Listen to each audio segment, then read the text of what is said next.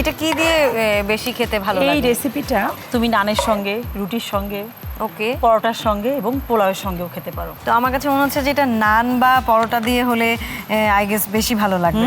আমরা আসলে খাবারটা শুধুমাত্র যে খাওয়া তা না, দেখারও একটা বিষয়। এই রেসিপিতে আমরা বাদাম ইউজ করেছি, এই জন্যই কিন্তু আমরা একটু একটু বাদাম দিতে পারি।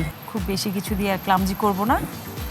আমাদের হয়ে গেছে। বাহ, আমাদের আজকের রেসিপি ফরচুন সরিষার তেল দিয়ে মোগলাই বিফ একদম রেডি তোমার জন্য। Thank you so much. আমি এটা অবশ্যই ট্রাই করব এবং খুব মজা হয়েছে। আই গেস দর্শক আপনারাও ট্রাই করবেন। আমার ধারণা এটা খেতে খুব ভালো হয়েছে। আমি তো ট্রাই করছি, আপনিও করবেন। এবার তোমার জন্য রয়েছে ফরচুনের পক্ষ থেকে একটা গিফট হ্যাম্পার। তোমাকে কিন্তু আমরা খালি হাতে বিদায় দিচ্ছি না। ও থ্যাংক ইউ সো মাচ ফরচুনকে, থ্যাংক ইউ আরটিভিকে এবং থ্যাংক ইউ কাকুলি আপু আপনাকে। Thank you. আমার ভীষণ ভালো লাগলো। আমি আজকের রান্নাটা ভীষণ এনজয় করেছি। একই সঙ্গে তুমি আমাকে হেল্প করেছো। সব কিছু মিলিয়ে খুব জম্পেশ একটা আড্ডাও হয়েছে এবং রান্নাও হয়েছে। তোমাকে অনেক ধন্যবাদ। দেখা হবে নিশ্চয়ই আগামী কোনো নিশ্চয়ই অনুষ্ঠানে। Thank you. নিশ্চয়ই দেখা হবে। Thank you so much. Thank you.